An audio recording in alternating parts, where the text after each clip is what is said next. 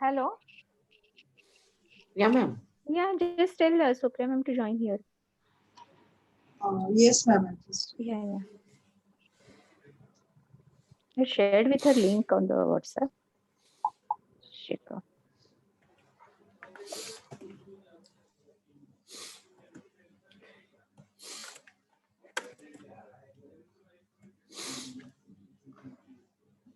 Hey, she's coming.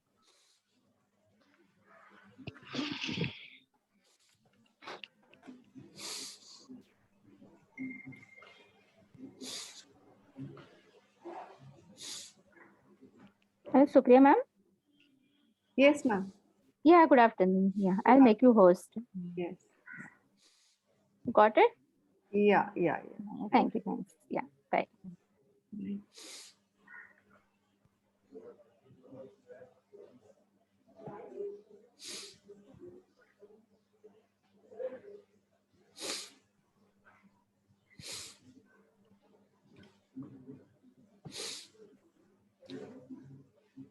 Okay, we'll continue with our conversations a little later. We'll start with the session now.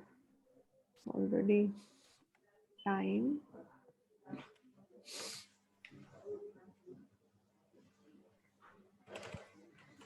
I request everybody to please go mute.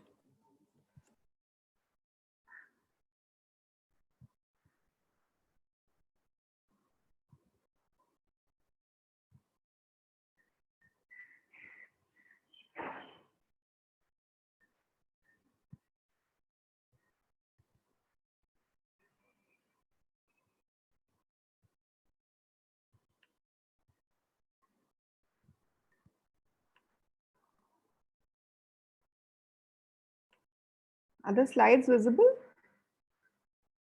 Yes, ma'am. Okay, so here we go.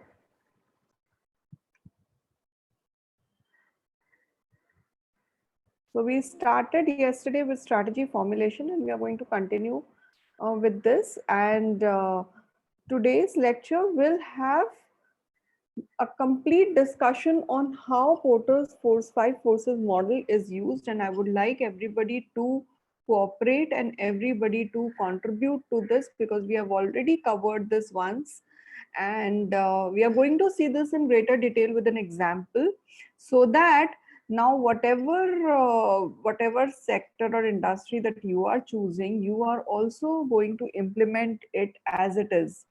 So that is how we are going to start now. So first of all, we are going to see how and what do we mean by environmental scanning. So environmental scanning, when we talk about, it is generally a process that systematically surveys and interprets relevant data, which is used to identify the external opportunities that are available and identify the threats that could influence the future decisions. That is what is the role of environmental scanning.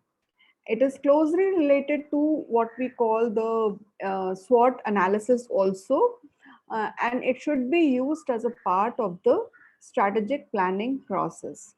Talking about this environmental scanning, this whole concept is started around 1960s and 70s when planners and forecasters,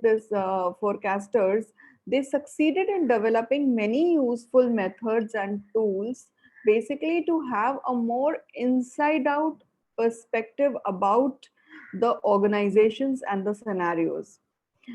And what that would mean is that analysts increasingly found themselves that whatever the emerging external issues were, they were somewhere increasingly impacting the organizations and their internal issues.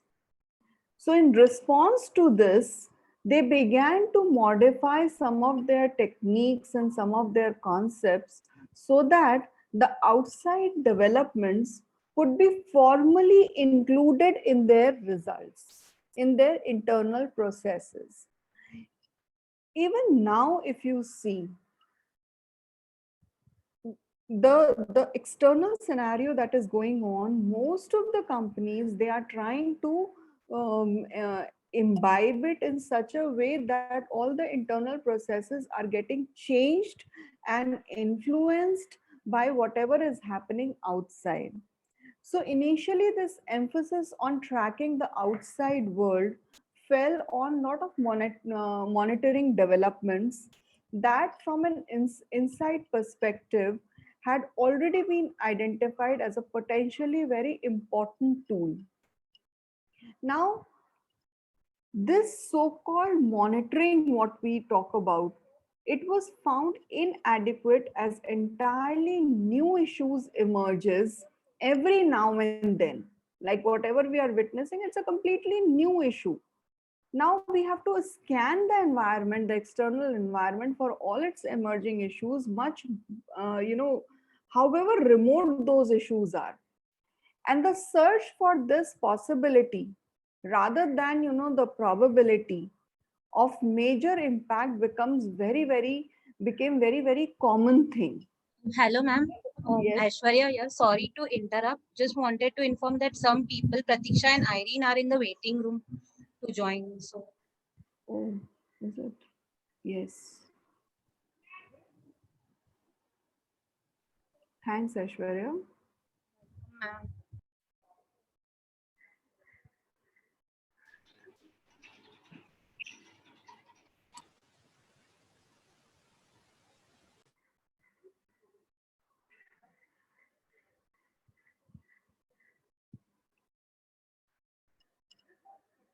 Oh.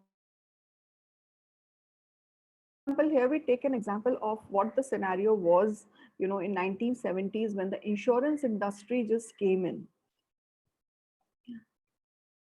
Now, insurance industry, though the till the time there was a scenario wherein only one person was working, it was doing very well. It was going in a particular way. The sales of life insurance was growing in a particular way. The economy is growing. When economy grows, then the sale of life insurance also grows. Now there came a scenario when the economy was growing, population was growing, the labor market was growing, and millions of potential new customers were getting added to the entire population to the of which existed in that era. Yet the life sales of life insurance was not growing. Now somehow the industry had failed to perceive now why it was not growing. Something was happening, that the economy is growing, the labor market is growing, population growth rate is there, yet the sale of life insurance is not there. So during that time, it was somewhere, somehow realized that the fundamental social changes that were happening in the economy were not really being captured. Now, what happened was around that time that it was the emergence of wife or the better half who started as a permanent second earner in the family. Till that time, it was only the men who were working and men were planning and men was the main breadwinner. But it was around that time and much later in India, 70s, 80s, when it was felt that the second member of the family has also started earning. Now, when that started happening, many women in the past worked briefly before marriage or before starting their families. Many, if not most, left the labor force when their families started growing. It was in 1960s and 70s. Is there somebody else also in the waiting? Akansha.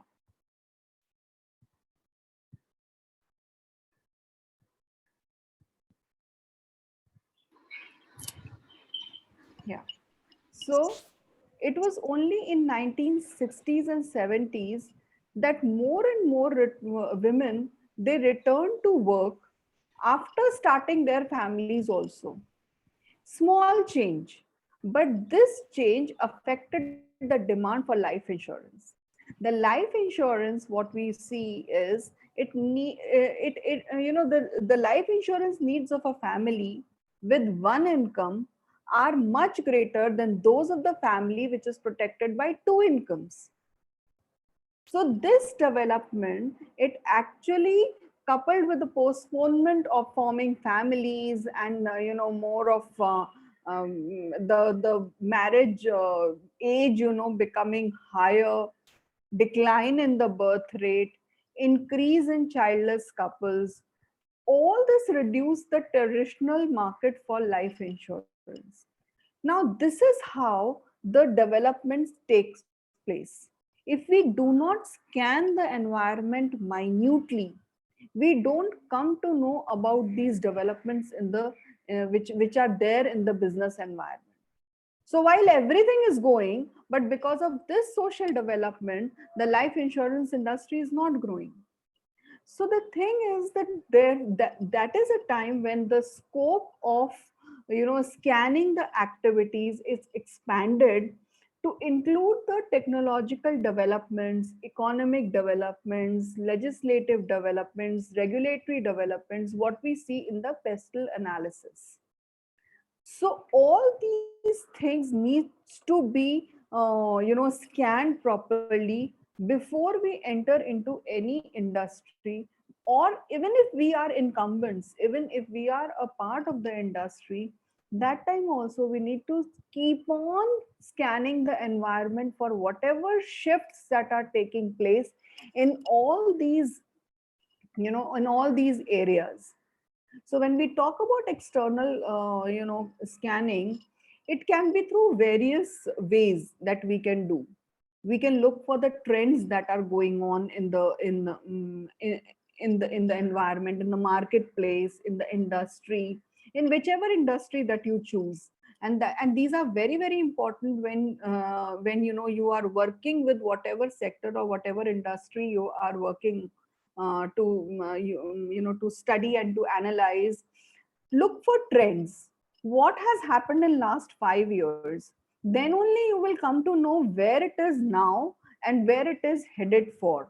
So look for those small and big trends that any industry undergoes naturally. It's very important. So look for trends that are occurring in the marketplace or in industry that affects the organization either positively or negatively, or there were certain trends that took place which shook all the competitors, but this particular organization remained not so affected. So why it happened? So this analysis of these trends are very important. Then when you are scanning the environment, look for competition. What is your competition doing that provides them an advantage over you? Where can you exploit your competitor's weakness? If 20 people are going for the same thing, definitely each one has some strength and each one has some weakness. So look for your competitor's weakness, build up, maybe there lies the blue ocean. So look for that. Then look for technology, what developments have taken place in the technology and how it will impact your business in the future. So look for these trends in the past, how it has grown, how technology has been involved in the business, what is happening now, and what is the future. So there also you will be able to scan the environment. You will be able to see, are there any new technologies that can make your organization more efficient? What is it? Can I take some help of technology? Because if everybody is talking about technology, and if I remain like an island, then I'm bound to suffer because of that. So that one needs to see.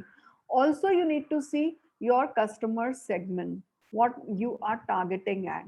So how is your customer base changing? Where is your customer?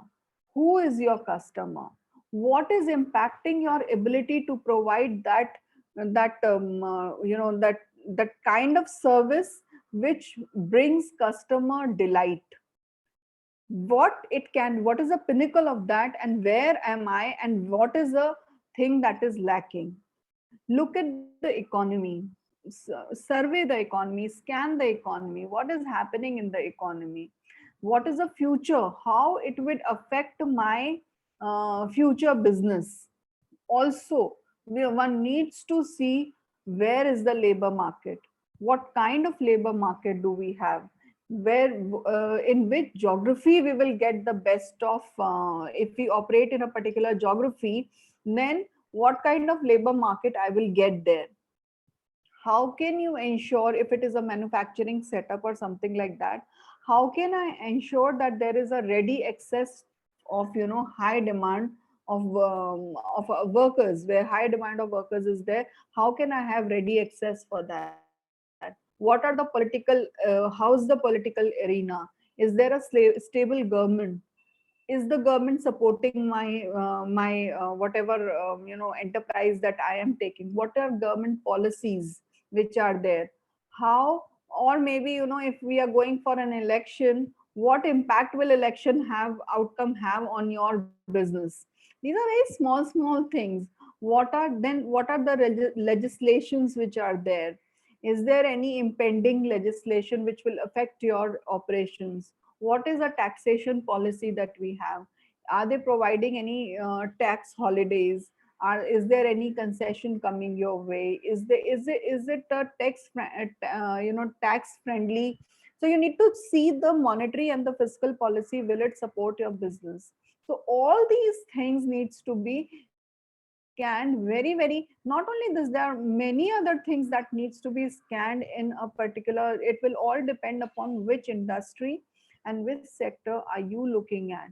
So each organization must identify its external factors that would affect or impact the environmental, to make the environmental scanning as a useful tool. So what are those factors? So for every organization, it will be a different ball game altogether. The next step would be, in the scanning itself, that you conduct a little internal scan also of the organization. Review the company's vision, review the company's mission statement, your strategic plan, examine the company's organization's strengths and weaknesses, and then consider where the company is now and where it plans to go, so that in 5 years or 10 years, and then see where is the gap and where is the compatibility and how maximum compatibility to come can come. So that kind of an analysis needs to be done. That kind of an that kind of survey needs to be conducted to scan the environment. Now, once an organization has gathered all the information about the external world, its competitors, and itself, it should then develop its strategies that would respond to impact the needed areas. So when conducting an environmental scan, it is important that a variety of methods can be used. There are a lot of methods which are available. If it is a very big firm, then for this kind of a thing, then you can employ somebody for doing that. If it is a small firm, even if you're starting a small enterprise of your own, if you're starting a small something of your own, you should always scan the environment and see your if it is a very small setup, then the external factors would be limited to that number. They will be limited in number, yet that thing is required, because every business, come what may, there is a risk involved and there are competitors there. So this thing is relevant in all the business enterprises that we take up. So you need to collect the data, then review whatever is already available, all the publications. You can conduct the focus groups, you can interview the pioneers in the industry or outside the organization, you can administer surveys. So there are various ways in which these scans can take place. For our understanding here, we will only be sticking to PESTEL, SWOT, and Porter's 5 forces model. So this is what we are going to use when it comes to environmental scanning. Next comes monitoring. Monitoring generally involves tracking the environmental trends, or the sequences of events that have taken place, or the stream of activities which are happening. So it frequently involves following various signals and indicators which are unearthed during environmental scanning. So environmental scanning generally gives us certain feelers, certain signals, certain a lot of data comes out of it. It may be just a glimpse of a larger picture, but those glimpses needs to be seen, scanned, and monitored in a way that magnify them and see where they are, what are they speaking to us. So we need to this whole idea of monitoring is to assemble basically the sufficient data which is available, discern whether certain trends are what the certain trends are, how they are emerging, and where do I fit in. So all that is done during the monitoring phase. It may have various outcomes when it comes to monitoring. It may, a specific description of an environmental trend or pattern may come out, which will help you in the next stage, which is forecasting. So which will help you, the data here which is collected, it will help you in forecasting. And all the CEOs and the managing the people who are at the helm, the entrepreneurs who are the decision makers basically in the organization, they value these trends, they see these trends, and then they take the decisions for the future. So this, whatever comes out at this stage, it helps to identify the trends, which helps us in further monitoring. And yes. Aishwarya, sorry again. Ishita is in the waiting room. She got disconnected. Ma'am, what I suggest that you can make one of us the co-host. The co-host, yes, Yeah, yes. so that you don't get disturbed. So Yeah. we let them in whenever somebody gets logged. Yes. Okay, so I've made Niriksha the co-host. Okay, yeah, I got it.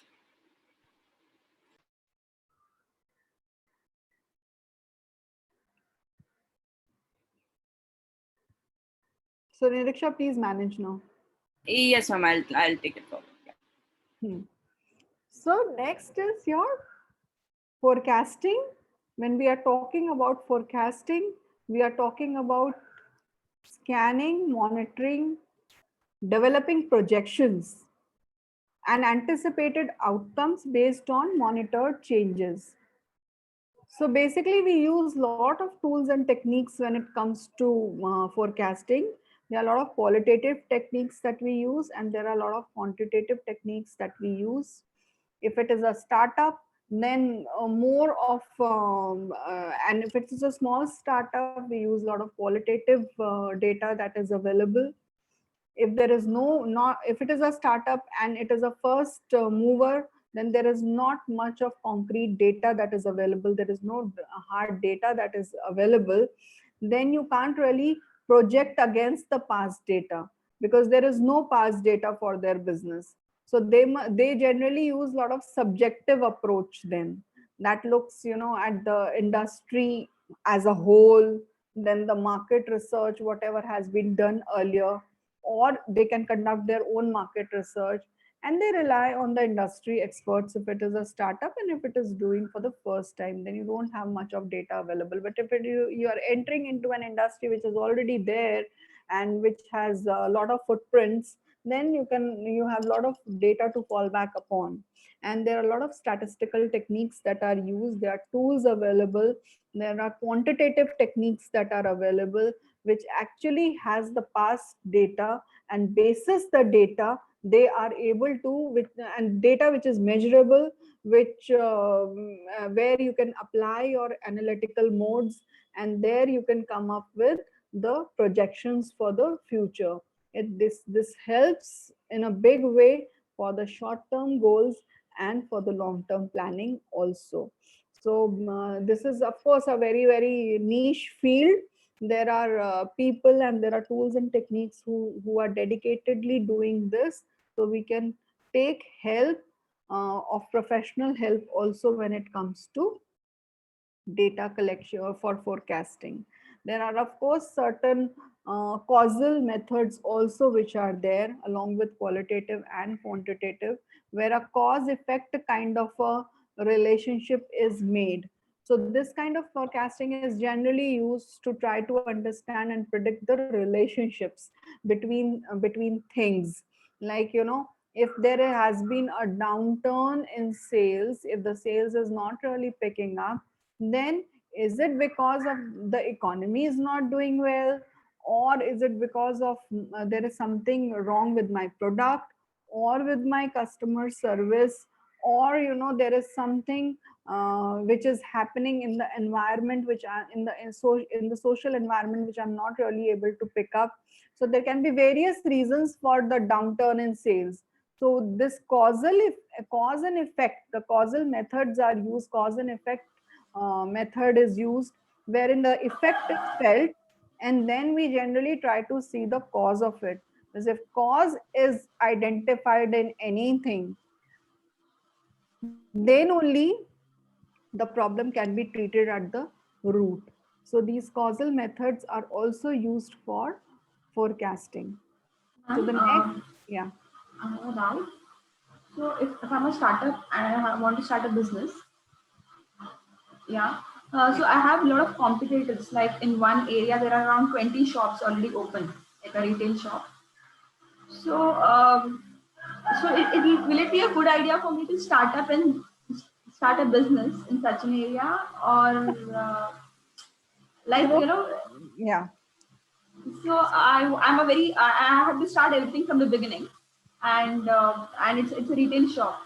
So should I avoid that kind of situation? Should I not get into that kind of business at all, or should I still take that forward? Now, this is a very nice question, Priyanka, and I open this for the class to answer. I would like anybody can answer. If everybody has heard Priyanka's query, then what would be basis whatever we are studying and doing? How would we tackle I this? will just try to help her out or something like generally many such people come to me and they come up with such kind of ideas, or they come up with the cake shop opening and we have hobby and something like that. So my experience says that trial and error is the best way over there to handle such kind of situation, because it's a small business. You may not get the data on internet. You might have to carry out some small surveys, and that even will not give you the real requirement. Okay, so the things which have worked out, like one of my friend was planning to open a cake shop. So we initially started it with online requirement, WhatsApp marketing. We so gave some pamphlets and something like that, and then they got some response, and then they came to a conclusion, yes, we are getting a good kind of response, so it's a right time to invest in a shop. Then they invested in that. But after 1 year, they realized that they were not able to sustain in that competition related to the good brands, and they were forced to close down. Then again, they started with some new strategies. So in that trial error process, it took around 4.5 years for them to establish it as a good business. So generally, I say that everywhere, every business will have to come up with a new strategy, new things.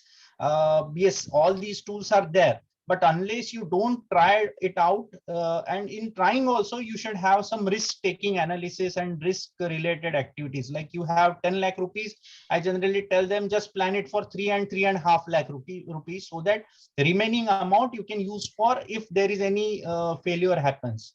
So such kind of things, strategies, we try to do it over there, and according to that they succeed. And generally in businesses, it is said that it's a game of 1,000 days.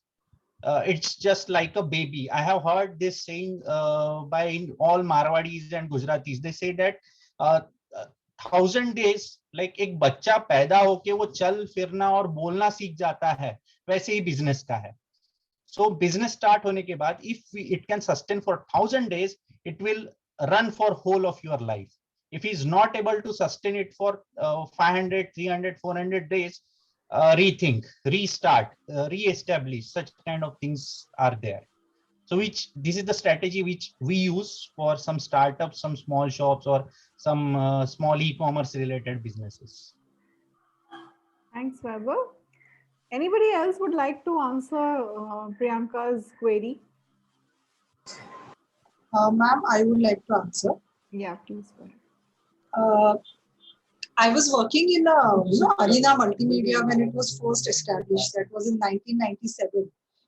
So that time multimedia concept was very new. So I'll just relate to that, how it is. So it all depends on what I want to say to Priyanka is, or anyone who wants to do a business. First, you should be very sure of yourself, very confident that you are going to do this and nothing else. So that conviction should be there that, no matter what happens, what challenges I get, whatever may happen, I want to do this and I can do this. So that confidence should be there in you, first of all. And second thing is you have to consistently try, that like there has to be one plan, there has to be certain research, as Vaibhav rightly said, there has to be a ground level work. But as the business proceeds, you will be facing new challenges and new things. So you should be first ready to change. It totally depends on your mindset, how you are, how much you want to do that, under what circumstances, and what sacrifices you are trying to do for that, or what actions you are trying to do for that. So as 1,000 days is approximately, it comes to 2.5 to 3 years. So if you are very sure about your quality, about your delivery, about your plan, then and with all the statistics, with all the strategies, how much money you require, how much people you want to cater, you can definitely start and definitely be successful. And go part by part, like go take baby steps. First be successful, like take the example, like suppose you want to cater to 50 people, suppose it is a cake or any food shop, then 100, and build on that strategy. You have to be highly competent, you have to be aware of the competition, the market analysis, and all that has to be there.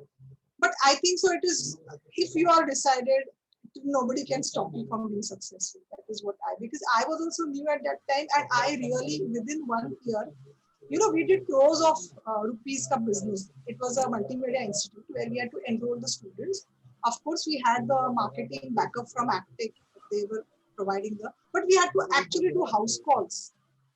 So we put banners, we did, people were not opening, like they were not knowing what is multimedia, what is animation, what is graphics. That time it had just started. But we still, in that case, we could do a very good business. So I think so, with the right strategy, with the right mindset, but it also depends on how you want to do it, how much you are ready to. So we did everything, on railway station, on a bus stop, everywhere the marketing was there. And schools, colleges, we went, we did seminars and all that. So we did each and everything what was required for the business, and it really is doing well, now. That is my experience. Ma'am, I have understood both Vaibhav sir and Ujjwala ma'am's point, but there's an experience, a real-time experience with my cousin brother who owns a shop in oil shop where there are already 20 shops already established. So he when I asked him how is the business, he said that we are not able to make a good profit. We are just there as a shop and it's not making any growth. So because there are already 20 competitors already there established, so it is difficult to sustain in that kind of environment.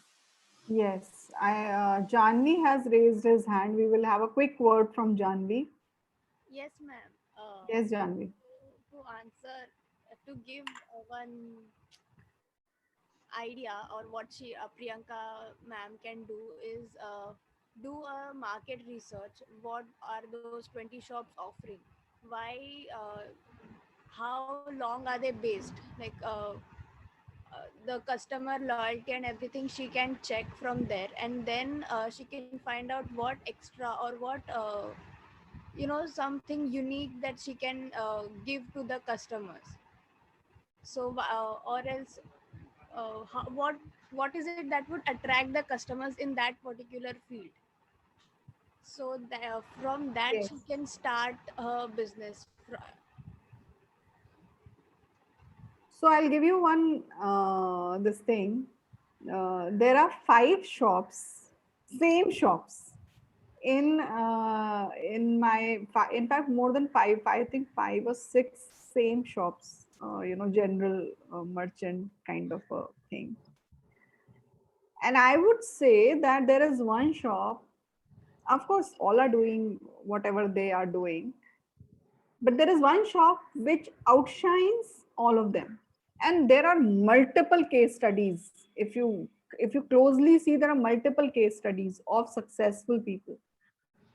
So what is it that they are doing? Like Janvi said, that so this particular place over a period of time kept revamping themselves as per the needs of the current whatever trends are going on. That is one. Another thing is very strong on home delivery.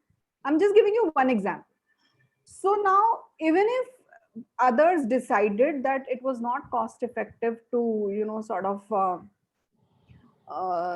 others decided that they are going to only deliver when it comes to 300, 400 rupee denomination, said no, we are going to deliver at any, and the user friendly model that they created and whatever, there are certain things which are unique to that particular shop which really makes that work. Of course they are in those six or 7 or 8 shops which are there. As far as trial and error is concerned, not everybody has an appetite for trial and error.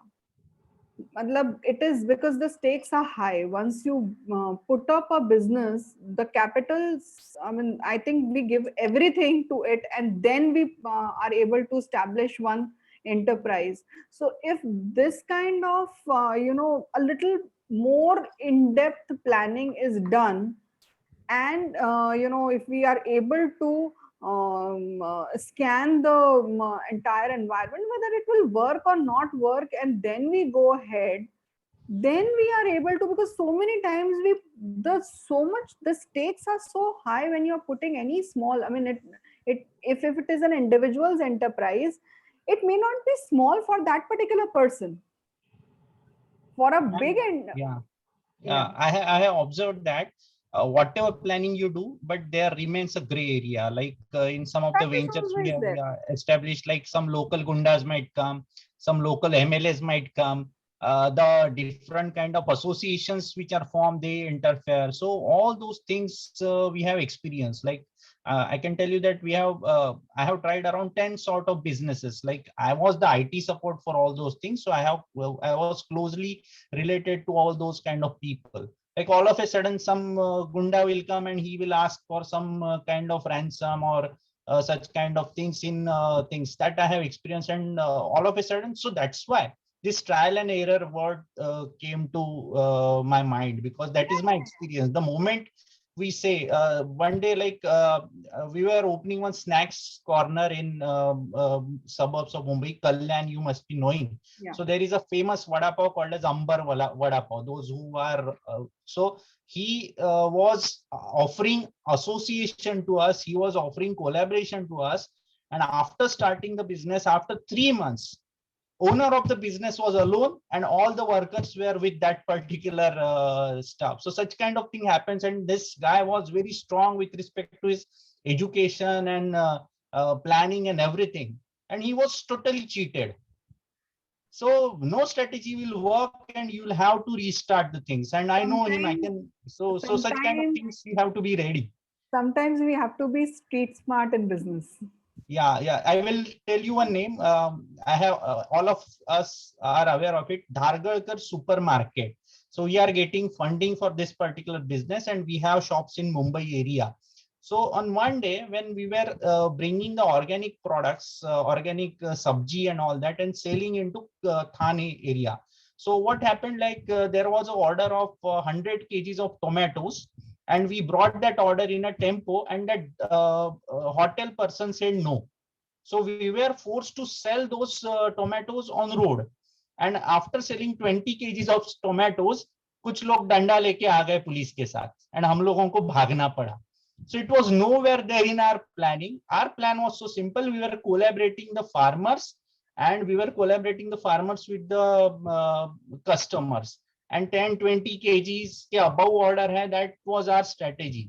But now, yes, we are coming back again. Now we are entering into different things. You can download the app, you can order, and the owner and me, and slowly I might become the CEO of that particular thing in next 2 months. We are into the third round of investment discussion about investment. So for this thing to come till this point, it took around 8 years for us. Because whenever you are coming to this kind of things, you have to see who is the Krushi Mantri of Maharashtra, talk to him, say hi, and then you should be quite aware of that, what sort of policies they are going to make. If there is sudden change in the policy and those are in favor of Reliance and Big Basket, I will not be able to survive. So always there is a gray area and you have to do trial and error. So that is my experience with respect to all the planning. Precisely, actually what you're saying is, that is precisely what is there in environmental scanning, what we are talking about. Yes. So if we are talking about, see, if whatever you are saying, if I try to segregate that also, if there is political angle involved in it.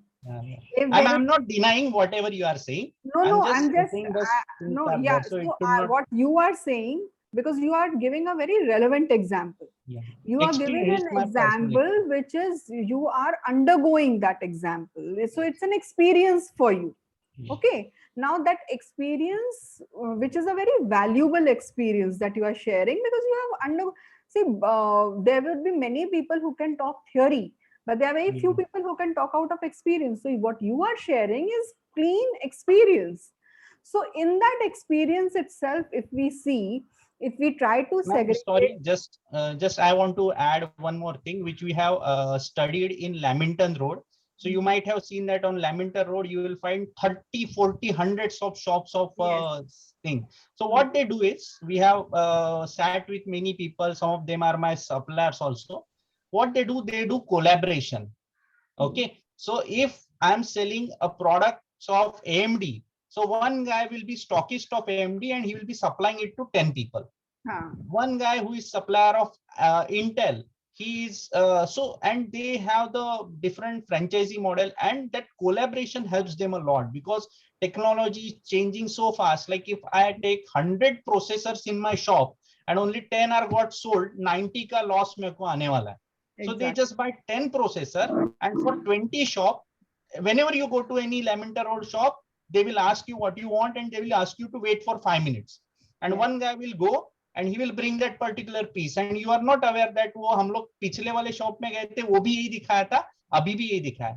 So Priyanka can try out this strategy also. They can have different stockists of different product and they can buy in bulk so that they get better margin, and many of them are doing it. Yeah, see, specific queries like how Priyanka asked query, this is a very open-ended query. Yes, we need to first look at, whenever we strategize for anything, we need to look at the entire business plan that you have. So there is a lot of, and there are a lot of things which are, it should be a proper plan, because it's just not like kahin jaakar kuch khol liya. It is not like that. You need to have a proper plan in place, where you will have investments, there will be capital investments, there will be working capital involved, there will be manpower involved, there will be some idea that you will be some product, some service, something. So it is a very general way of asking, कि 10 shop हैं, अगर हमने एक shop का अपनी भी डाल दी तो क्या, किस चीज की शॉप है, किस चीज का मार्केट है, मतलब वो जो whatever you are trying to sell or whatever you are aiming for, does it generally have a market? Does it have are people going for those products? So it's a very general way of asking that, whatever you are asking, we need to see the business plan and then decide accordingly where it fits. So there is a feasibility study that needs to be done, there is a viability study, then only you will you can't just go ahead with anything. See, there might be a lot of hiccups that come into the business, from various angles.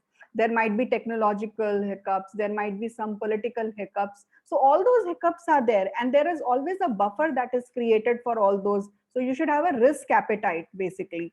Now the thing is, those areas will come later. First, we need to see whether in principle, do you have a market for your product or the service that you are selling? That definitely, that kind of preliminary research needs to be done.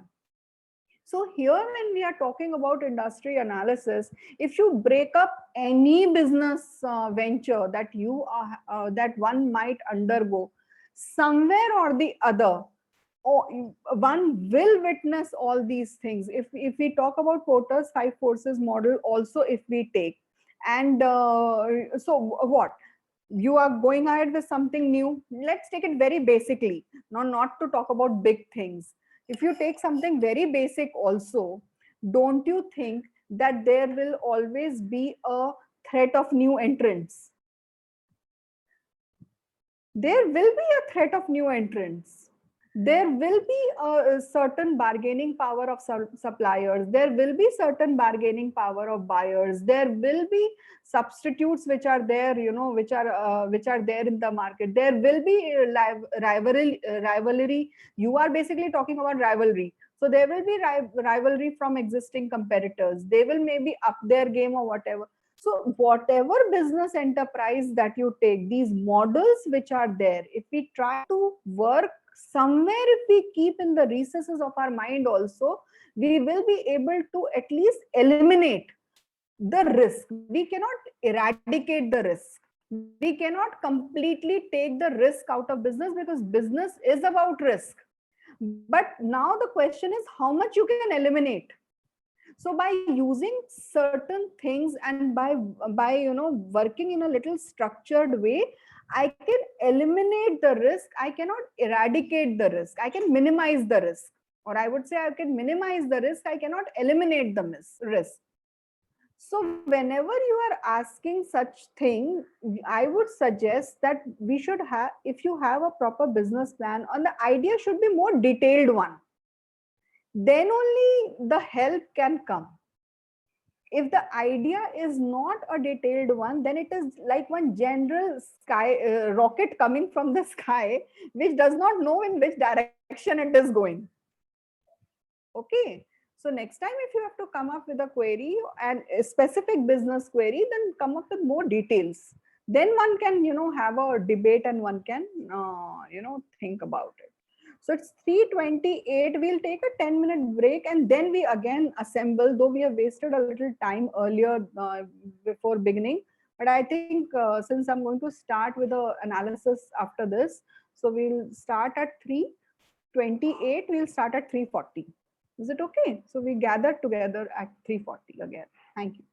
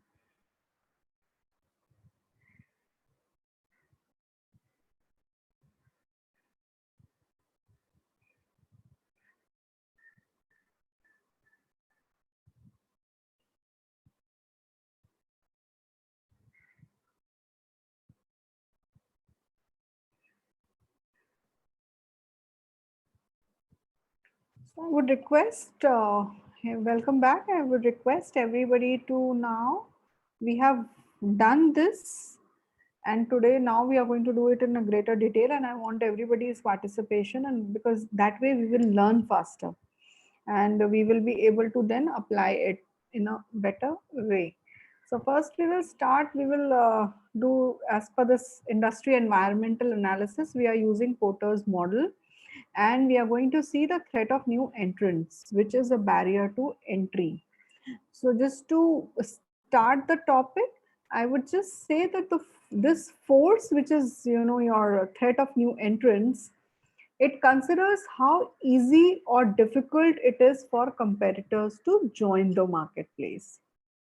Now, the easier it is for a new competitor to gain entry, I repeat, the easier it is for a new competitor to gain entry, the greater is the risk. The greater the risk is of an established business market share being depleted.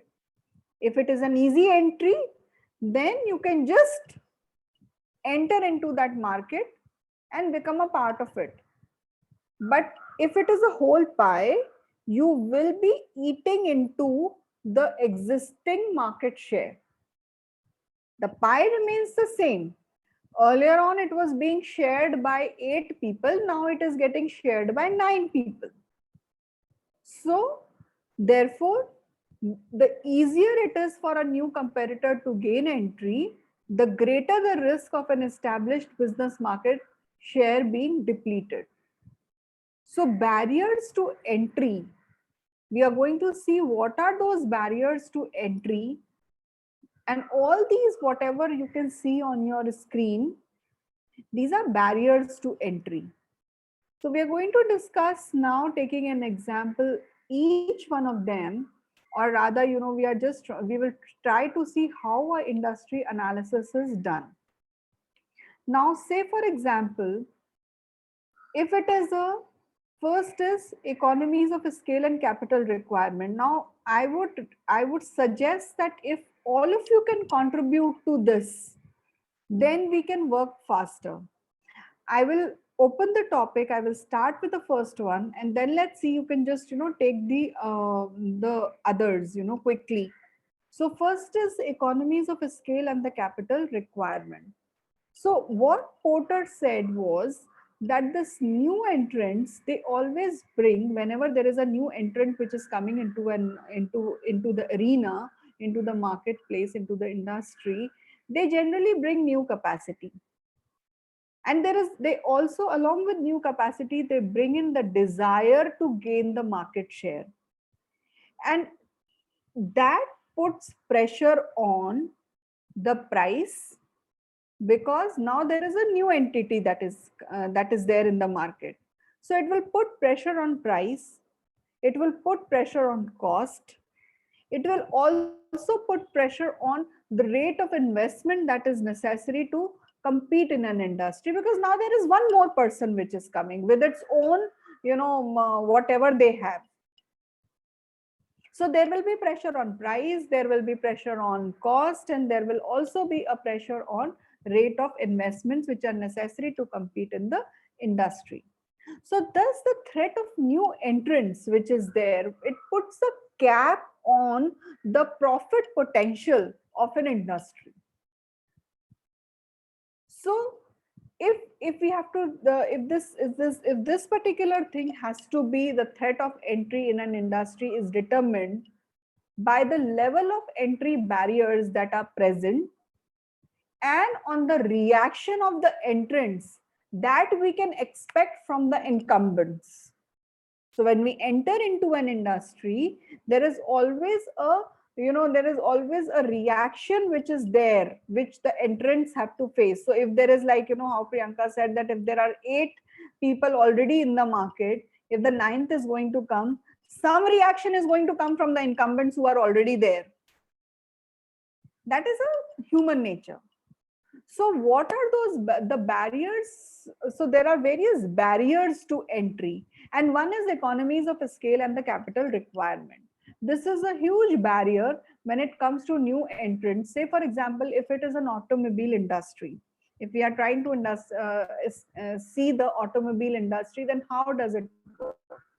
There is an enormous amount, I mean, we cannot refute the fact that there is an enormous amount of capital that is required, or for any industry, or for any individual also starting a new small enterprise also. It may be small for the world, but for that particular person, in any kind of business, it is their baby, and you generally invest lot of yourself in that entire thing. So it may not be small for that particular individual or for that particular person. So there is a cost, there is a capital that is involved. So I will only stick to one example right now, so that when we will try to understand the entire industry analysis through that, so because you will also be sticking to one example. So with that one example, we will see the how all the the entire Porter's 5 forces work. So if it is an automobile industry, there is an enormous amount of capital that is required. Now, besides capital, any new firm that is interested in entering the market share needs to conduct an in-depth research beforehand. Whenever you enter, whenever a firm enters, they would need to have a tremendous amount of knowledge, implicit knowledge, explicit knowledge, in order to design and manufacture that particular product that has been presented or that has been offered before. So whatever is offered before and what we want to offer, there is a huge when we need to conduct a complete 360-degree research of whatever technical know-how which is required for that. And if you talk about automobile industry, it is very specific. It's a very specialized field that we are talking about. So in the event of any kind of failure or any kind of malfunctioning that takes place, the cost of repair to that whole thing is quite extensive. So therefore, we need to see that if it is any manufacturing company, if there is any automobile company which is entering, it is bound to see the economies of a scale and capital requirement, because the huge capital requirement will be required, because people who are already there, the players who are already there in the market, they are hugely invested. So I need to have at least that much or more in order to enter the industry. So that industry has an inherent very high barrier to entry, which comes from capital requirement. Now also economies of scale, like we discussed, economies of scale is as the volume increases, volume of manufacturing or the number of units increases, the price per unit comes down. So the the players who are already there, they are working on economies of scale. So I need to have that much more capital requirement, so that I can start from from that level of economies of scale. So economies of scale and capital requirement both actually, these two factors, because there is a large amount of capital which is required to enter the industry, and the economy of scale also prevails, it makes it significantly difficult for new entrants to enter the industry. If you see, there are how many manufacturers do we have in last 20 years? Manufacturers I'm talking about, I'm not talking about exporters and importers. I'm talking about people who are coming here, putting plants here, and then they are manufacturing. If you see, how many players do we have? Because there is a high threat to new entrants. There is a huge investment that is required. Next in line is brand identity or your product differentiation, which is there. So what do you think, product differentiation, how does it sort of create a barrier? Anybody can quickly answer, because it's again a very crucial barrier to entry.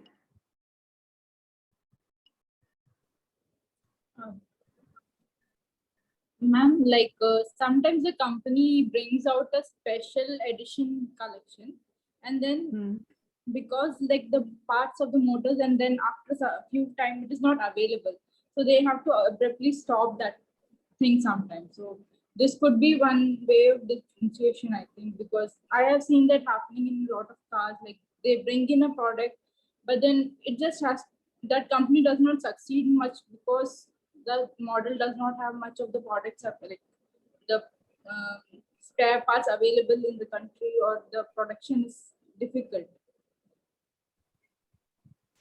You know, this brand identity is a crucial barrier to entry because, you know, exclusivity is maintained by most of the car brands. They have established an extremely high brand equity value. Now, if you see Maruti, it has its own, whatever you know it is, it has its own brand value. If you look at Hyundai, it had its own brand value. All luxury cars, they have their own brand value. There is a high brand equity value which is built up over a period of time. It does not happen in a day. It is built up over a huge over a considerable period of time. Now, this is one of the main reason why public is also willing to pay a premium price for it. If I'm going for you know, a particular brand, a particular this thing, I'm ready to pay the premium because along with that brand, there will be some quality that is ensured to me. So therefore, I'm ready to pay brand. But these brands are built over a period because brand is all about trust. So what we are talking about product differentiation, brand equity, and all these things, they have been built at a huge cost over a period of time. And the main thing between a customer and the person who's offering the product is the trust that they have. Trust is built over a long period of time. So therefore, this again acts as a barrier. Why? Because these are very exclusive markets. There are various ways around this, you know, how it is worked. So if you talk about automobile sector, any new entrant will have to match that. Will have to match that brand, that product differentiation, which is already created by incumbents. So again, it creates a barrier because I need to have that kind of quality. Either I have it through strategic relationships, the partnerships, like, you know, recently we have seen this partnership between Toyota and Maruti. Now, why would Toyota, who's such a big, you know, car manufacturer in its own league, they have tied up with Maruti? That's a strategy. These are known as strategic partnerships. What he was talking about, Weber was talking about collaboration. So collaborations happen in small businesses, collaborations happen in big businesses. These are strategic partnerships. Now, why Toyota got, you know, joint hands with Maruti? Because Maruti has a huge manufacturing base, number one. Number two, they have always done well in small markets, small car segments. Maruti has always done well in small car segment, and Toyota, if you see, it is more known for its luxury cars. Whenever they have come up with small cars, they have hardly come up with any small cars, but they have not been very successful. So they tied up with for the technical know-how, for the way the manufacturing will take place. So both will get something together on the table, and then they will. So even for a company like Toyota, it was a entry barrier for them to enter into a small car industry, even for that company. So they ended up with a strategic partnership with Maruti. Another example, Tata Motors. We have all seen, you know, so many Tata cars which are there. But when it came to luxury cars, they actually, you know, for the premium segment, they acquired Jaguar. They acquired Land Rover brands. So while they launched the world's cheapest car, which was Nano, for the luxury car segment to enter into the industry, they had to, join hands or acquire Jaguar and Land Rover for their whatever, because they are known in that segment. So all these, industries, every industry has, this brand equity, identity, product differentiation. All these are barriers to entry, and there are various ways. Like even Weber was saying that at Leamington Road, there are a lot of collaborations, and it all works on collaborations. So somebody would have something, somebody would have be stockist for another thing, and they will join hands and they will sell.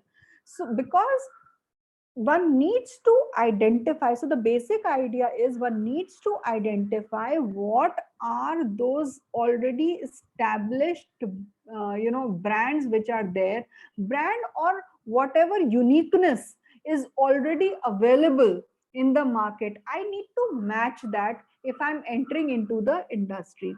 And that product differentiation or brand identity which has been created in the system already, it acts like a barrier for that industry, for the new entrant. So I need to see that how I am going to cut through that, whatever is existing, and what new I can bring in, so that I can get and make and become a, have my own share in that pie, which is known as market share or the marketplace. Okay. So the next in line is your capital requirements. Of course, that we have discussed when we were doing economies of a scale. Another thing is switching cost. So can anybody speak on switching cost, how that act as a barrier? And if we talk about, how does that act? We have already discussed this, so I'm just going through it. If you will contribute, then you will learn more. Ma'am, Shivani here would like to try that. Ma'am, when we say switching costs, so if the new product is getting launched, then it will make an impact on the pricing of the existing product also. And accordingly, the cost will be, might switch, or there can be an offer or anything that can be introduced accordingly. So, I mean, like that is something, that is my understanding. Yes. Okay. Okay. Good try. I'm Shilpi here. Yeah. Ma'am, am I audible? Yes, yes, you are, Shilpi. Please go ahead. So switching cost could also be the cost, the difference in the cost that the customer needs to pay in order to switch to the new product. So in case it is the difference is very high, then the customer will not prefer to switch to the new product. Yes. So this switching cost, like Shilpi also said, and like Shivani said, that it acts as a barrier. How? If it is a low switching cost, that is, you move from one product to another. Now, if you see the auto industry also, there are so many cars and so many brands available at all price points. Now, if the switching cost is low, would you like to enter such an industry, or would you not like to enter such an industry, or how it will act like a barrier?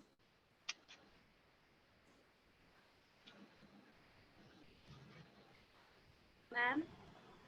Yes. Janvi here. So continuously switching prices of the product would obviously cost barriers for their No, we are not switching prices.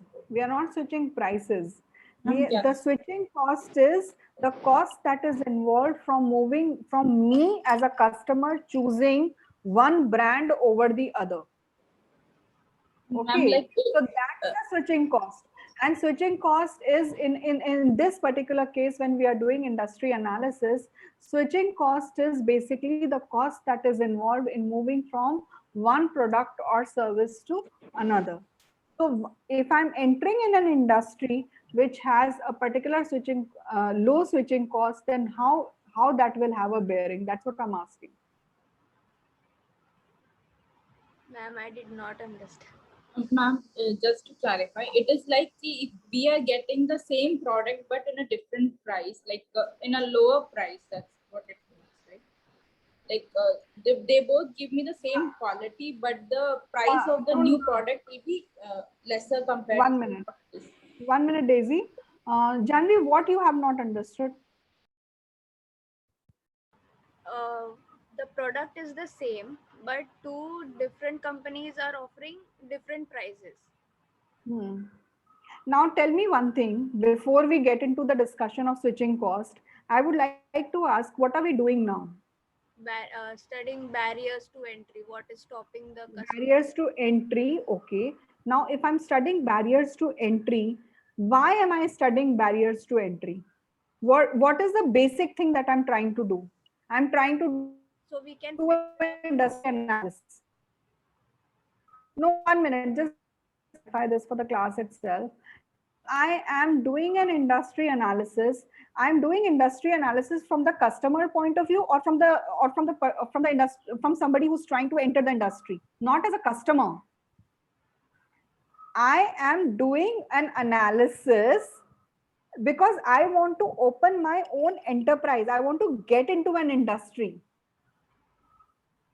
Say, for example, I'm Tata, and I'm trying to enter into an industry, into the auto industry.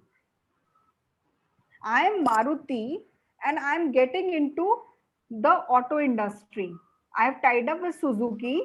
I've come to India, and I am now I'm Maruti Suzuki, trying to sell my 800. The 800 Maruti 800 was the first product. So I have tied up. I am Maruti, Indian company, got into a strategic partnership with a Japanese company, which is Suzuki, became Maruti Suzuki. I'm trying to enter into an Indian auto industry. Right. So when that thing is clear, my understanding, so what you people are saying is from a customer point of view. You are not customers right now. We are trying to analyze the industry environment. Just imagine that you are Maruti Suzuki or you are Volkswagen and you are trying to enter into an industry. Then you are conducting an industry analysis. Now I have a particular amount of capital with me as Maruti Suzuki, and I'm trying to see whether Indian market is good for me or not. Okay. Now one thing has come, one factor has come, which is switching cost. So if the switching cost, I'm entering into an industry, into an Indian market, which has 10 players. I'm Maruti Suzuki. I'm entering into an industry which has 10 players already. Or I'm entering into an industry, if in fact Maruti Suzuki entered the industry when only Maruti products were there, and before that it was only Fiat and Ambassador which used to sell. It was only Ambassador and Fiat, and then Maruti Suzuki came in. So what was the switching cost at that point of time? There was hardly any switching cost because there was hardly any choice. So I'm entering into an industry where there is not much choice. So if there is not much choice, I can easily enter into that industry because there is not much cost involved in terms of switching from one product to another. So I can enter into that industry. But if there are 10 players, like today's scenario, if there are 10 players in the market, would I like to still go ahead with my product and enter into that industry? Because if I have to enter into that industry, then I need to have something unique to offer. Then only it will sell. So understand it from the perspective. If you will keep trying to understand it from the consumer point of view, there will be scenarios where you have to work like but here you are working like an entrepreneur. Here you are working like, here you are trying to understand things from an organization's point of view. So have that kind of, that kind of antenna open for you, for yourself. Okay. So next would be the access to distribution channels, to raw materials, to technology. So if you're talking about an automobile industry, if you do not have easy accessibility to, because of maybe some rules and regulations or some policies, maybe there are some fuel emission policies which are there, maybe some rising fuel prices kind of a scenario is there, maybe there is a downturn in economic scenario, maybe there might be many reasons because of which I do not have much of an access to raw material, technology, or to distribution channels. Would I like to enter such an industry? Tell me, Janvi. No. I would not like to. Isn't it? So they act as a barrier. I would like to have, if even if I want to go ahead, then I would plan for it. I will when Weber was talking about, we were talking about buffers being created. So there are hiccups. So these may be hiccups. So I would plan for it and then enter into that industry. So like in automobile example, in any industry that you enter, there are certain threats to new entrants. There are always threats of new entry.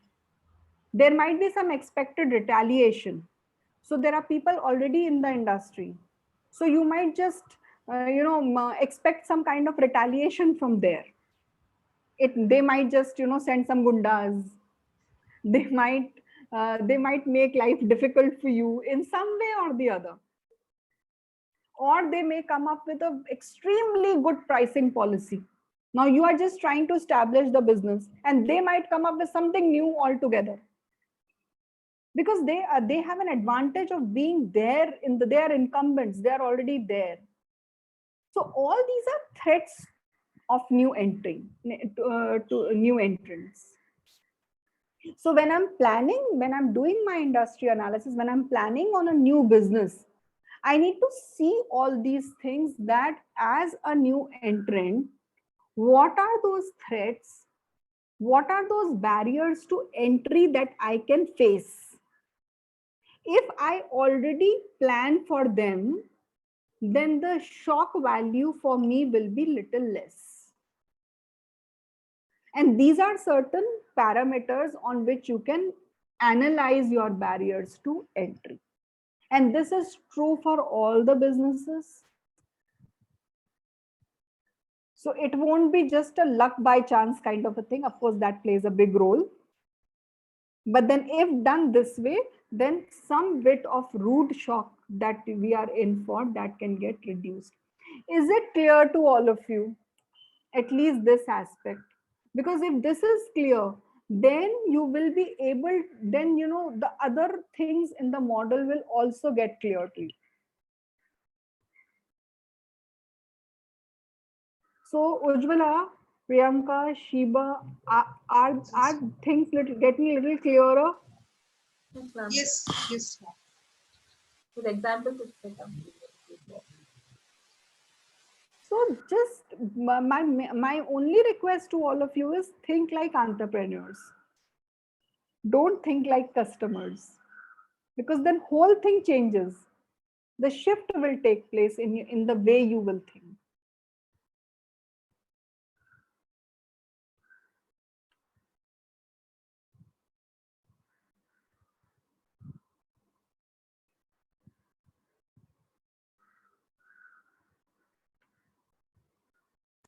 Ma'am, one question I wanted to ask. This government policies and this tax, what you said, in that pestle, it will come in political factor, the government policies the government policies, tax and all that, that will come into the So political in the legislations. legislation. Legislations is more like legal, but it will come in this. I think I've done all this. Isn't Yeah, it? yeah. I just want me remember when you are discussing. Let's government- concentrate on Okay. Porter's 5 forces right now, because No. then it will. The previous slide what you explained before this, the scanning, monitoring, and Okay. This environment. Before that, Which one? the slide before that, the first one. Here. Yeah. In this, the scanning, these are all macro environment, right, ma'am? Yeah. This is macro environment. So in This that, is how we scan the external environment. This is the process. Yes. In that there are factors, no pestle analysis, there is political, economic, environment. I just want because if government policies will come in political. Yeah. Government policies will always come in political only, no? Yeah, that's it. Government policies is a part of political. Okay.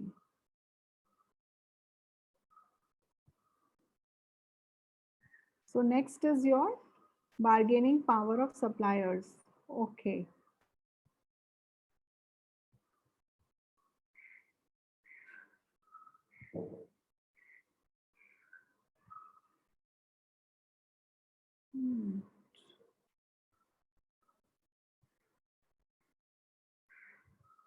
So supplier power increases when? Who are our suppliers?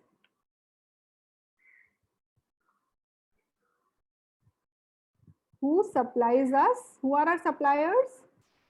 Who supplies us the raw material? Raw material suppliers. The manufacturers, Yeah. So supplier power increases when suppliers are large in number and are large and few in number. Supplier power. Sorry. Few in number. Suppliers are large. What is this? Suppliers are large and few in number. It should be when supplier power increases when suppliers are few in number. Few, yes, it When has they to are be. few in number, then supplier power increases, isn't it? Yes. So I think there is an error here. So Supplier power I want increases. to say, ma'am, suppliers are larger means their quantity or their capacity is more, and they are The capacity that they the whatever can they are supply, supplying, Yeah. the volumes are Volume large. is more. But I think volumes are large. I think that there needs to be some rectification in this slide, because it's really confusing because it says suppliers are large and few in number. So it is like, somewhere it needs to clarify that suppliers are supplying large volumes and they are few in number. So then only supplier power will increase. So here it is looking like as if, suppliers are large and few in number. So they are large as well as few in number. So this is this thing. So it should be suppliers. You can make your own change there. That suppliers are whatever they're supplying, the volumes are large and they are few in number. Suitable substitute products are not available. So when suitable substitute products are not available, obviously if the substitutes are not available, then supplier power will be higher. Individual buyers are not large customers of suppliers, and there are many of them. So individual buyers are not large customers. There are many of them who are there. So then also the supplier power increases. Suppliers' goods are critical to buyers' marketplace success. When they are, see again, if you see this is again coming to uniqueness. So if they are critical to buyers, they will be only critical to buyers if they are few in number. If not many suppliers are there, then they will be critical. If they are supplying something which is not widely available, again they will be critical. If there are if if they are supplying something very unique, then they will again be critical to buyers. Suppliers product create high switching cost. That is, they are supplying such products that if you move to another supplier, then there is a high switching cost, because the uniqueness, because whatever they are supplying, it's unique, it's critical to buyers. So if there are more, if they switch, then there is a high cost, switching cost that is involved. Then also supplier power increases. Suppliers pose a threat to integrate forward into buyers industry. Now here it is a concept of forward integration. So there are two things which we will deal with later, but since this word has come here, it is little prematurely it has come here. But integrating forward, what do you mean by have you ever heard this word forward integration and backward integration? Anybody would like to say? Forward integration and backward integration.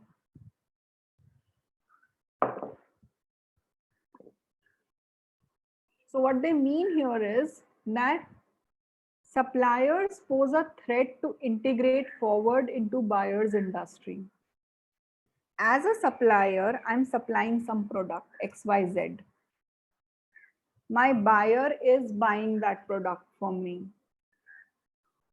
Now, suddenly that supplier is buying and buyer is manufacturing. Using that supplier's product, buyer is manufacturing something. There might be a chance that supplier might just change their mind that now I have the technical know-how. Now let me only manufacture that product. Say for example, supplier is supplying any XYZ product to the buyer. Now, over a period of time, along with the product, they also have the technical know-how how to manufacture. So what they do is that supplier starts manufacturing that product, so the buyer becomes redundant. Because the supplier now has started till now they were only supplying one particular part, and the buyer was manufacturing it end to end. But now supplier has the entire technical know-how and they start manufacturing what buyer has been manufacturing. So suppliers pose a threat to integrate forward. That is, they are trying, they end up doing what the buyers are also doing in that particular industry. And therefore, in this case, supplier power increases, because now they can do those, they are not only providers of some parts, they can also manufacture that and make that complete product. So supplier power increases. So bargaining power of suppliers we need to see, we need to analyze, because if we do not get our supplies in time, in right quantity, at the right time, of a particular quality, then and we enter into that industry, then you might have problems from suppliers' end. So we need to check from where the supplies are going to come, how many suppliers are there, what kind of power they have, will they end up somewhere down the line, have a better bargain, ask for more, may increase the price of the products, of the things that they are supplying, because the whole price value equation, or the cost value equation, not the price value, but the cost value equation in my business will change for me. Because everything, because there might be just, few rupees change from supplier side. But if you are operating on economies of scale, it will be a big, big cost effect that I will see in my business. So what is the bargaining power of suppliers? That one needs to see when you are trying to enter into a new business. Have we understood? Ma'am, here I can give an example, just a quick one. The suppliers pose threat to integrate forward. No, like for example, Mapro Farm is there. They are into manufacturing of jams, jellies, and toffee. So now they procure the strawberries from the suppliers. Suppliers give them the strawberry. Now suppose there is a big supplier who tries to make himself the toffees or jellies or jams, then Mapro is in danger because they procure. So can that be the example of this? Yeah, this is an example. So if they start doing what Mapro is doing, then what is the use of Mapro? And because they are the suppliers, they will have definitely their cost, not definitely, but in most likelihood, their cost will come down even further. Yes, yes. Because now I'm not procuring from anybody. I am the supplier myself. So I started manufacturing also. Yes. So these kind of things keep happening in the industry. So we need to see this, analyze this end to end, that what is the bargaining power of suppliers. Next is bargaining power of buyers. Entering into an industry, what are we entering into? We are entering into this product to somebody or the service, whatever we are doing. So we need to see the bargaining power of buyers. Buyer power increases when buyers are large and few in number. Again, this buyers are large and few in number. So if buyers are buying big volumes and they are few in numbers, then buyer power will increase. There are various ways, in fact, buyer power these days, and this is not only the customers that we are talking out here, it can be a B2B kind of a business to business kind of a transaction where the people you are selling, they are institutions and there are wholesalers and there are retailers who are taking my product. So it may be a B2B kind of a transaction also. So we need to see that what is the number of, what is the kind of buyer that we are targeting at, what is their number, if the numbers are, and it's a simple thing. Like for example, DMart has a huge buyer power. Why? Because they buy from their stockist or from the companies, they buy in large numbers. The volumes are higher and that is why they get discounts that get passed on to the consumers. So what is a buyer power? Buyers purchase a large portion of an industry's total output. If that is the case, then I will bargain for better deals. Buyers' purchases are a significant portion of suppliers' annual revenue. So if there is some supplier and chunk of the revenue that supplier is getting is from these particular few buyers. So buyer power increases. Buyers switching costs are low. So the number of, when will buyers switching cost will be low? When number of suppliers are more. Janvi, have you understood? When number of suppliers are more, then buyers switching cost will be low. Because aap nahi dete ho, I'll take it from A. If A is not giving, I'll take it from X, from Y, from Z. There is a whole lot of people who are sitting for me. I don't need to depend on you. So the buyer switching costs are low. If the switching cost is low, then bargaining power of buyer is high. You take your case. Come on, let's take this case of a consumer. As a consumer, if there are 10 items in your plate, if, okay, fine, I don't buy Maruti, I'll buy Volkswagen. If I don't buy Volkswagen, I'll go for Hyundai. I'll go in that, and if my budget is, say, for example, 5, 6, 7 lakhs, in that budget, there are so many cars that are available. So buyer switching cost is low. because there are so many cars that are available in that band that if I don't buy from one, I'll buy from another. So in that case, buyer power increases. And then buyers can pose threat to integrate backward into the seller's industry. Backward integration, that is, in earlier case, it was supplier who was doing buyer's job.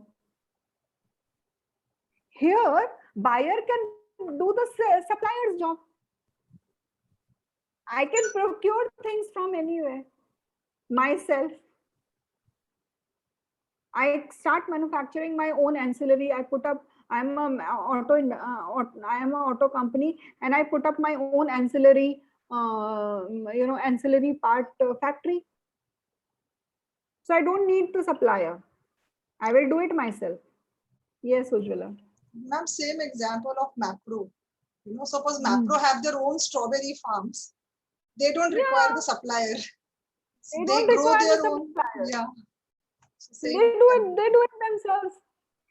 So I don't need suppliers in that case. In some geographies, your Costa Coffee, no, not Costa Coffee, Starbucks, they were not getting quality coffee beans. This is, I think, in Africa or somewhere. They were not getting quality coffee beans. So if I don't get a particular quality of coffee beans, then what will happen? My coffee, the end product will get compromised. So they started acquiring the coffee farms. So if I have my own coffee farms, then I will be able to ensure a particular quality of coffee beans. So that is integrating backwards. So when I'm entering into an industry, analyze what is the bargaining power of buyers. Here, buyers may not be the direct customers.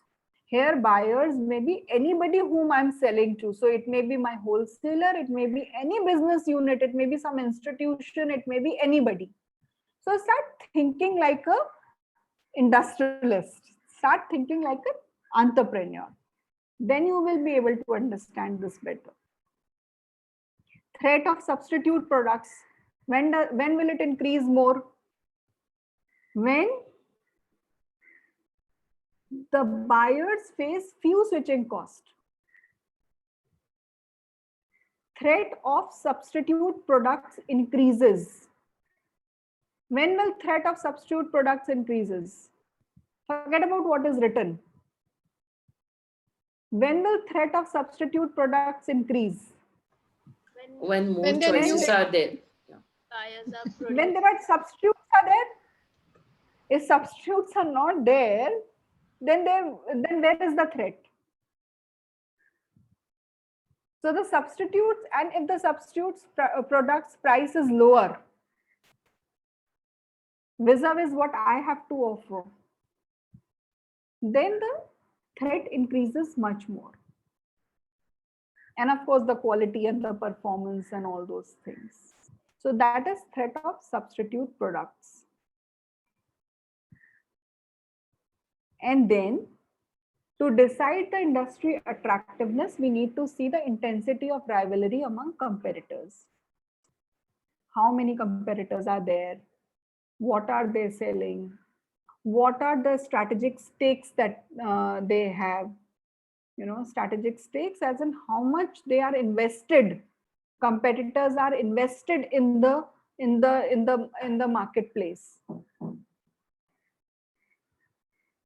Then there is a lack of differentiation opportunities. Industry rivalry increases. When will industry rivalry increase? If the low switching cost is there. Everybody is competing. Low switching cost. Not much of differentiation is there in products. 5 players, everybody more or less selling the same thing. So not much differentiation is there. There are high fixed cost. So capital investment that has gone into the system is very high. And therefore it will increase the rivalry, because everybody would try to, just get the maximum buck, bang out of their buck. Or if industry growth slows down or declines, again, intense rivalry. Because industry itself is going down, so intense rivalry. High exit barriers prevent competitors from leaving the industry. So I have to be there, because exit barrier, exiting from an industry or from any enterprise is not easy so many times. If you are highly capital, if there is a high capital investment, then it is not easy to leave the industry. Then the competition will become all the more fierce. अभी रहना यही है, तो और. So if I'm entering into this kind of an industry, I need to see what is the intensity of rivalry among competitors. So on all these parameters, when we try to see the industry, analyze, do this industry analysis, we are able to understand whether the industry is attractive or unattractive. And that is what you are going to do when you are doing your own industry analysis. So students, what they do is that they just, sometimes analyze on, whatever Porter's 5 forces model, they will just try to map. But if your presentation or if your report does not have the interpretation of industry analysis, then it is incomplete. Basis whatever we have done, we need to decide whether the industry is attractive, it looks attractive, or it does not look attractive. So these are the things that are already stated here. So if it is a high potential, because if the industry is attractive, it will have high profit potential. I can enter into that industry. If it is a not so attractive industry, then it will have low profit potential. Nobody would like to enter into an industry which has a low profit potential. So this interpretation is very, very important, because basis this, we will set the future objectives, we will have the current strategy, basis the assumptions. So there are always assumptions there, that these are the assumptions that I'm taking. Basis this, I will have my future objectives and my current strategy. And then what are the capabilities that I have? What are the, because you have already done a strength and weakness kind of a analysis vis-a-vis your competitors. We have done that. We have seen when we were doing intensity, when we were doing the the rivalry of competitors, when we were trying to study the intensity, we have seen what the competitors are all about, and therefore we know their strengths and weaknesses, and therefore we should be able to map as to what capabilities I should have, what are the kind of competencies that I should have in my business. So the whole thing will give us a competitors analysis.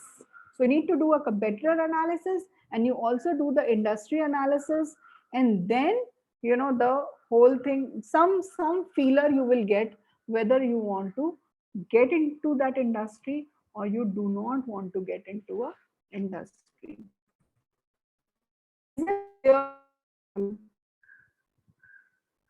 Is it making some sense? Because you need to go through all this, then it will become all the more, it will get crystallized into your brain cells. But right now, is there some clarity that we are experiencing? Even if it is 60%, then I'm sure 40% will come when you will go home, and of course you're sitting at home only. So when you will get back to your books and you will read, whatever is there. Anything anybody wants to say?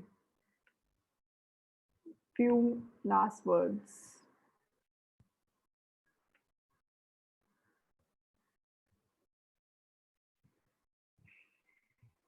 Anybody wants to share anything or say anything?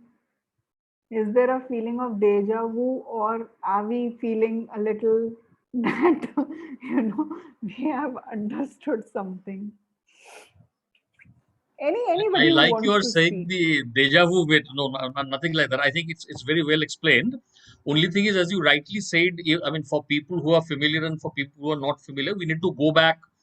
I mean, one is study for people who are, approaching the subject afresh, and for people who know this also, we need to brush things up. Because, I mean, the more you gave a lot of examples today, so I think those examples we should be able to recapitulate and relate once again. And a little bit of studying will help, I think, clarify the concepts even better.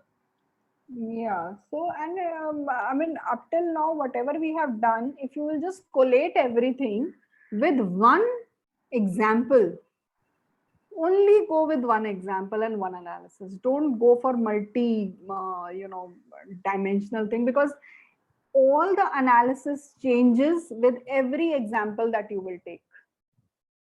So don't get into too many boats. Only try to swim in one boat. And then try to understand this whole thing. I'm sure it will leave you much more enriched. Okay? So see you all next Tuesday. Thank you very much for joining. Have a nice weekend. Thank you, ma'am. Thank you so much. Thank you so much, ma'am. Thank you, ma'am. Thank you, ma'am. Have a nice day. Thank you.